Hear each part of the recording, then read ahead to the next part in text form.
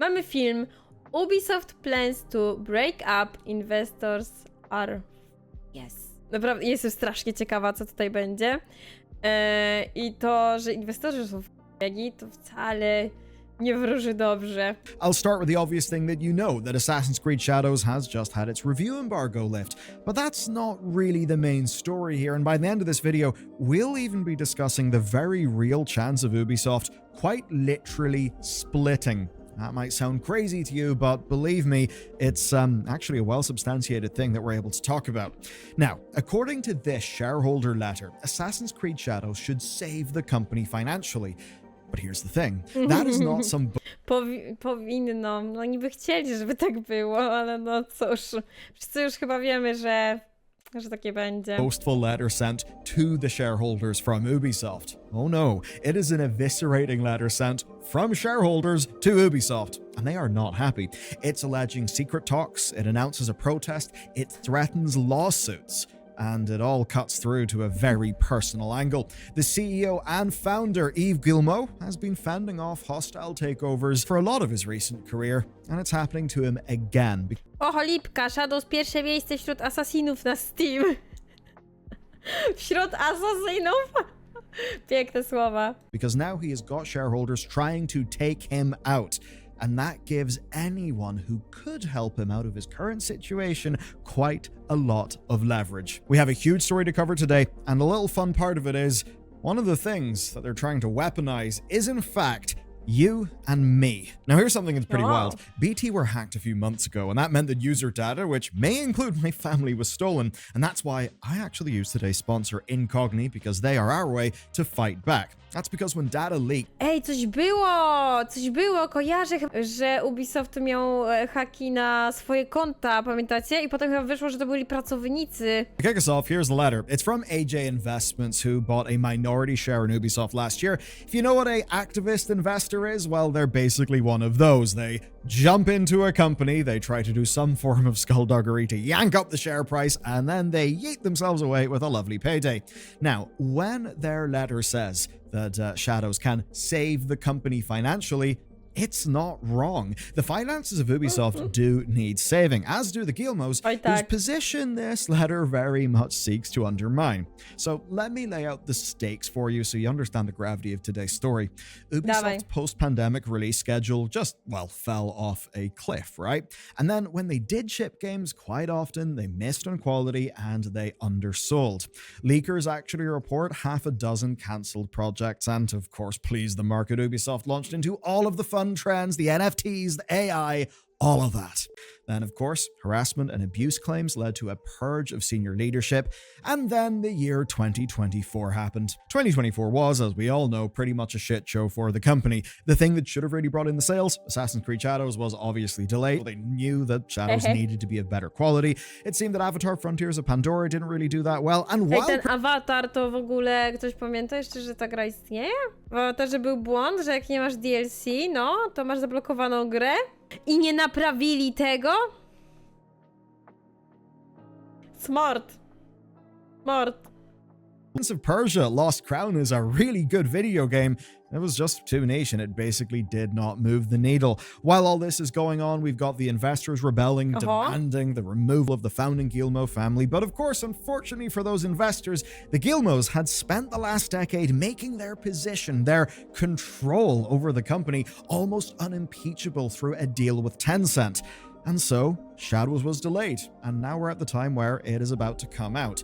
And now it basically means if Shadows flops, it's proof that Ubisoft does need to be gutted, and that leadership, say the Guillemots, really are the problem, at least to the investors. If the game succeeds, in a way it'll almost be proof that management should have just made a lot of decisions a lot sooner, and basically for AJ Investments with their letter, no matter what happens with Shadows, they'll get to basically say, yeah, we told you so. Now, don't be confused here. AJ Investments are not out to make a better game for you. They are parroting very obvious criticisms of Ubisoft, many of which I'd say we could probably agree with. But as an example, they're also pissed off over the delay to Shadows. I think we all know that that delay was a good thing, and as you'll soon find out in this video... Tak, no dla gry myślę, że to był dobry krok, żeby rzeczywiście ją dopracować. Co prawda nie są w stanie nie wiadomo czego zrobić w tym czasie, ale ogólnie tak. Ogólnie to była dobra decyzja mimo wszystko. Co prawda było opóźnienie raczej nieuniknionego, ale przynajmniej chcieli coś zrobić, nie? A z drugiej strony się zastanawiam, oni byli źli, ale to teraz zastanawiam się, czy ktoś ich poinformował wcześniej o tym, że gra będzie opóźniana. Oni mieli w ogóle coś do powiedzenia. Zastanawiam się, jak to wyglądało od środka po prostu, bo z tego co wiemy, to nawet pracownicy dowiedzieli się z internetu, że jest opóźnienie tytułu. No właśnie, dlatego się zastanawiam, czy inwestorzy w ogóle cokolwiek wiedzieli, czy też na przykład dowiedzieli się z internetu. I wtedy ja też byłabym wkurzona na ich miejscu, no bo kurde, wsadzam swoje pieniądze w coś, a oni mnie nie informują przed wszystkimi o tak ważnej rzeczy, bo to mimo wszystko dosyć ważna data premiery, nie? Gry. Dosyć ważny termin. I jeżeli mieli gdzieś tam informacje wcześniej, ale nie mogli nic zrobić, no to też trochę słabo. A z drugiej strony, jak oni się zgodzili, no to nie widzę powodu też za bardzo, żeby mieli jakoś tak bardzo się wkurzać na to. Więc najbardziej pasowałaby tak naprawdę ta pierwsza opcja mimo wszystko. They're trying to rile everybody up to generate headlines to put more pressure on the Gilmos, which will of course make their position far stronger, given that they're trying to do the whole rebellion. Już sami zobaczyliśmy, jakie nagłówki próbują robić, żeby wyszło, że jest dobrze, nie? Już zobaczyliśmy. Thing. We'll get into that, but for now, let's examine the spiciest claims of their letter. Ubisoft have been secretly meeting Microsoft, Electronic Arts, Tencent, and more. That is the claim that is made by the shareholder letter, and it's far from the only bit of pressure that AJ Investments are seeking to mount up here. They actually plan a protest, they plan a lawsuit against Ubisoft's management as well, who they say have wrongfully withheld information and hurt shareholders. O! Bezprawnie zataiło informacje i skrzywdziło akcjonariuszy. O mój Boże. Tak, za plecami inwestorów się dogadują. Ja pierdzielę. Ej, tego się nie spodziewałam w ogóle. Jakby... Pamiętacie, kiedy mówiliśmy, że Ubisoft już nie jest w stanie zrobić nic gorszego? To jest to gorsze dla nich. To jest to jakby... Patrząc na to, jak Japonia zareagowała, to oni już mają jakby nóż na gardle, a jeszcze od inwestorów mają drugi nóż na gardle. Jest niesamowite po prostu. Co oni robią? Tak, oni jebią wszystkich, graczy, inwestorów, wszystkich. Jak idzie? Kogo nie jebią? Nie wiem. Już chyba nie ma. Już nie ma chyba osób, które nie zostałyby wyruchane. Ale to jest niesamowite, jak można popełnić tyle błędów? Jak tak? W ogóle ja nie rozumiem. Jakim cudem ta firma, skoro ktoś taki ją prowadzi, jakim cudem ta firma jeszcze żyje? Now, sparking this was the Assassin's Creed Shadow dual delay and then the financial forecast changes that were caused by that. Suffice to say, yeah, revenue projections went down. But then it gets a bit juicy because they say that this depressed stock price would allow the big players to buy up Ubisoft on the cheap. Now, of course, if those were big players who were siding with Ubisoft management, that would be great. It would be fulfilling management's personal goals at the expense of the portfolios of smaller shareholders, perhaps shareholders like AJ Investments. It's quite spicy. And per the letter, Ubisoft often hid things from their investors as well. As an example, allegedly Ubisoft hid a deal with Savvy Games. Savvy Games, if you're not aware, are Saudi Arabia's state-funded gaming company. They make a lot of investments. So apparently there's a deal with them to make DLC for Assassin's Creed Mirage, but I think a lot more relevant to today, quote, discussions between Microsoft, Electronic Arts, and others that are interested in acquiring IPs from Ubisoft. And if true, that is a perfect wedge issue for AJ Investments. And they know it. This letter says that they will hold a protest in Paris this May, and that if things don't improve, they'll actually sue. And look, when you examine all of this, it's hard to not see a lot of it as just the final nail in the coffin for Ubisoft. They've had nothing but No, szczerze, ja nie wiem, czy ja mogę teraz, nie wiem, czy możemy teraz nazywać gwoździem do trumny Assassina. Wydaje mi się, że to jest dopiero gwóźdź do trumny. Że to jest dopiero rzeczywiście, tak wiecie, już podkopanie się totalnie w każdych oczach. Że to jest nieprawdopodobne po prostu. Co tam się odwala w ogóle? Co tam się dzieje? bad news. You know, even their own shareholders are turning against them. But it's not all of their shareholders. It's a group of them, a group that is led by AJ Investments. And it's not hard to see what AJ Investments are actually doing here. And that's really because they've played their cards, like, openly for everyone to see. It's bloody obvious. And, well, they're not the sort that we should trust, even if sometimes they'll say words that we agree with. Let me explain why. Reading AJ's letter, the one thing that will What the fuck w ogóle? strike you is that it's dramatic, right? Ubisoft are keeping secrets. Shareholders are going to protest. Lawsuits are coming. That is all a mode of spicy stuff. And it is spicy. It's kind of fun to talk about. But here's the thing with that. We've been watching this story since it began, and it began last year. What this letter is, because if you only see a little fragment here or there, you won't have a real full picture of the story. What this is just another play in a war game that has been going on for a while. The first letter actually came last year from AJ Investments, and this open letter blamed Ubisoft management for everything wrong with the company. And in fairness, a hell of a lot of blame does rest with them. But why was this new open letter released to IGN first? That's no slight, of course, to IGN's news department, but the whole letter, I mean, it's a shareholder letter. It's corporate talk. Why are you giving that to the world's most read gaming site for gamers instead of, say, the trade press? I mean, if the intent is to actually get shareholders and investors to protest with them, that does seem kind of counterintuitive. You would not go to IGN if that was your goal. What you would go to IGN for is to get public eyeballs on the situation. Eyeballs that are, of course... I powiem wam, że w momencie jak jeszcze inwestorzy pozwał Ubisoft, to ja się zastanawiam, czy z tego Ubisoftu coś zostanie. W sensie, ja się zastanawiam, czy ten Ubisoft będzie chciał ktoś kupić. Oni już wszędzie sobie wrogów zrobili. Wszędzie. Ja nie wiem, jak oni to zrobili. To jest... Nie pamiętam firmy, która odjebałaby takie szambo. Nie wiem, czy była taka firma. Wiecie, szambo, jeśli chodzi o graczy, to słabo, ale to już jest coś, że tak powiem, normalnego, że tak powiem. Ale żeby własnych inwestorów wyruchać i tworzą sobie spółki, żeby przerzucić tam swoje IP, żeby ich nie mogli zlicytować. Czyli już dupochron po prostu tworzą. Już dupochron. Part of gaming brains who generally are pretty, frustrated with Ubisoft, but not really people who will be thinking about who AJ Investments are, who might think, oh, look at that, even the shareholders are turning against them. Damn, those shareholders are our bros. Oh no. Look, the headlines mean we just got to laugh at Ubisoft. It gets the headlines trending. Rabat. Here's the thing.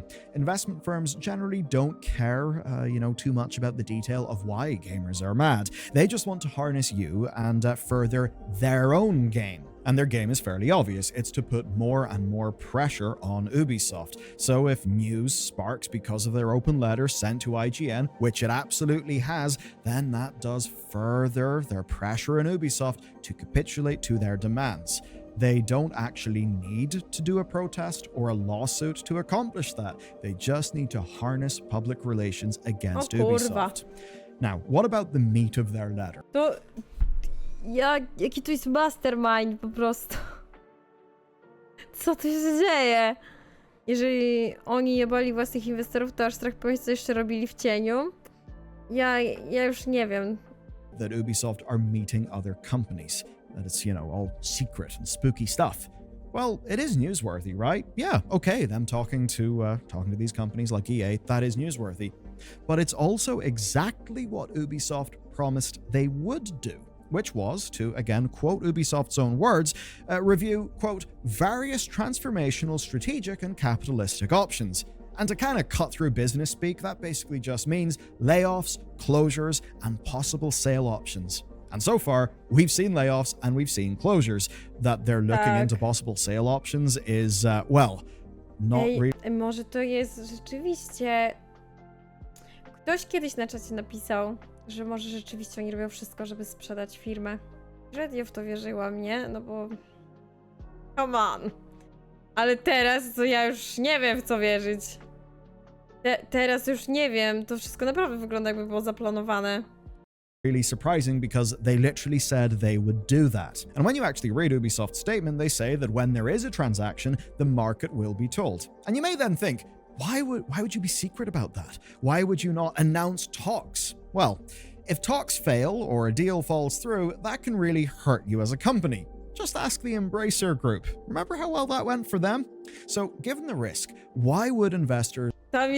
Tam jakieś grube rzeczy się dzieją i to takie, przypuszczam, że w większości rzeczywiście nawet nie możemy nie wiedzieć po prostu, bo one nie wychodzą. Ale no, w życiu się czegoś takiego nie spodziewałam. want Ubisoft to talk, specifically these investors, AJ Investments. That's pretty obvious. Rumors of a deal will shoot the price up. This quite literally happened. For short-term investors, that is the business model, and you don't even need to take it from me. We can just read AJ's own website. Quote, AJ Investments take advantage of events and take such steps that will help correct and optimize the running of companies. Basically, they capitalize on a problem. They force any solution that raises a short-term stock price and then they profit. They don't so much care about the long term when they say save the company. Nie, dla nich liczy się to, żeby wyciągnąć z tego pieniądze. I prawdopodobnie manipulowali po prostu wszystkim, nie? Dramat. They only started their position in Ubisoft a few weeks before they published their first open letter. Prior to that, they were actually long-term shareholders of Activision Blizzard, which obviously worked out fairly well for them in the end. But in this case, right, their letter, their pressure did kind of work. Ubisoft's studio closures and layoffs in the last few months happened at least in part because of that pressure. And now the stock price is somewhat rising up again. But not just because of this letter. In fact, it's because Ubisoft might actually be close to a deal. What if I told you we might actually have Ubisoft 2? I'm not shitting you. A new company created by Ubisoft that will include, quote, some of Ubisoft's IP, like Assassin's Creed. That is apparently something that could actually exist, that is looking for minority investors, and this is according to Bloomberg's reporting. What it would essentially be is a lifeboat to save... Ja to czytam i nie wiem, co ja mam powiedzieć, nie? Ubisoft 2. Czy jest możliwość, że przeżyjemy reinkarnację Ubisoftu? Nie wiem nawet, jak to nazwać, nie? Jakby nowe narodziny? Teorie spiskowe stają się prawdą. Tak, no dosłownie, nie? Jakby ja jestem w takim szoku. Ktoś się tego spodziewał? To jest jakby totalnie... Jestem ciekawa. Jestem teraz jeszcze bardziej ciekawa, co się stanie z tą firmą. Bo o ile wiecie, tam mówiliśmy sobie, że no upadnie, no pogrzeb, ostatnia szansa i w ogóle, to tutaj to jest totalnie temat spaghetti, nie? Niekończący się, pomieszany i tam w środku jest o wiele więcej tego makaronu niż komukolwiek by się wydawało. Save the company and maybe save management as well. Now, apparently offers are being made to Tencent as well as various investment funds and preliminary... 10 cent do 10 centów. Składane są oferty do 10 centów. Złoto. Memy same się piszą. Memy same się piszą. No ale jak Tencent wchłodnie, to też nie liczyłabym na nie wiadomo co, nie? Ja powiem wam, że jakby mi ktoś powiedział o tym, nie wiem, z pół roku temu, jak pierwszy raz na przykład przenieśli, nie pamiętam kiedy pierwszy raz przenieśli tą, ale jak przenieśli po raz pierwszy ich premierę, to jakby mi ktoś powiedział, że coś takiego się dzieje, to ja bym powiedziała, że to trochę za daleko, nie? Trochę za daleko, stary.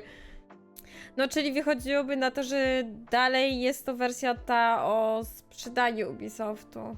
Ja to słysząc to się zastanawiałam, czy w ogóle cokolwiek zostanie z tego Ubisoftu, czy firma nie zostanie po prostu zamknięta. Wiecie, sprzedadzą IP na boki, IP przetrwają, a sama firma przestanie istnieć. bidding is actually being sought this very month. Now, obviously, right, this is all stuff that's not settled yet. It is open to change, but it does in fact align with Bloomberg's previous reporting. Bloomberg, back in January, claimed that Tencent and Ubisoft were in talks to establish, quote, a new venture where the Gilmos would be backed by Tencent. Of course, the Gilmos are already backed by Tencent. A whole bunch of the Gilmos' control over Ubisoft is actually via a company that's called, like, I think it's Gilmo Brothers Limited or whatever, where basically the Gilmo Brothers company is like a joint venture or whatever with Tencent. So suffice to say, the boys at Tencent have got decent leverage over the Gilmos. I think it's fair to say. Anyway, what's maybe more curious here is... Ej, i teraz teoria spiskowa, że to Tencent miałby tam... Ej, co tu się dzieje? Kurczę, nie wiem, no bo wszystko, co brzmi jak teoria spiskowa, nagle nabiera sensu.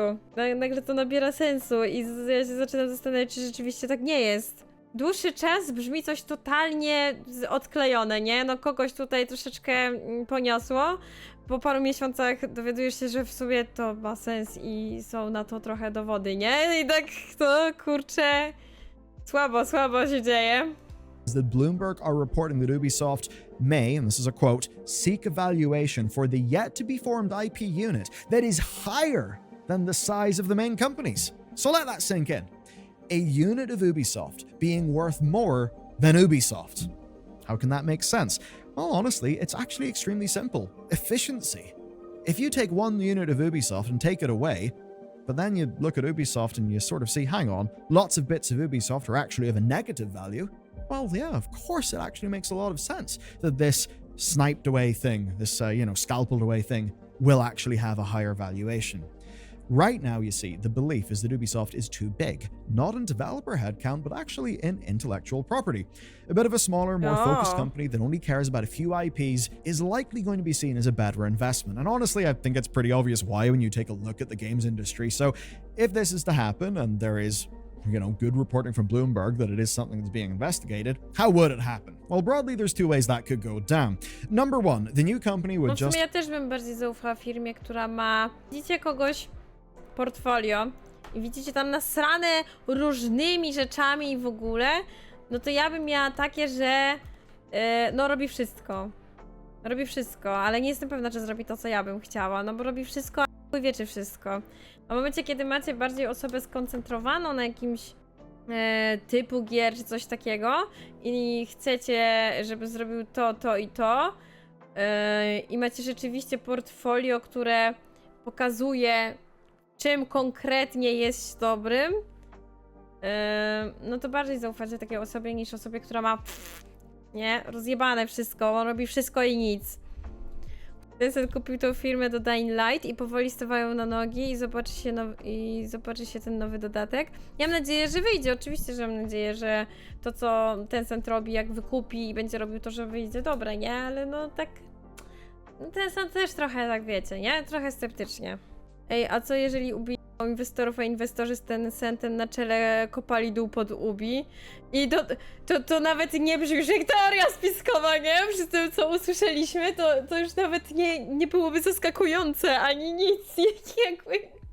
To jest niesamowite, co się wydarzyło. A co pan potrafi robić? Wszystko zrobię, a to do widzenia. No tak, no bo ty potrzebujesz konkretnego człowieka do konkretnych rzeczy, nie?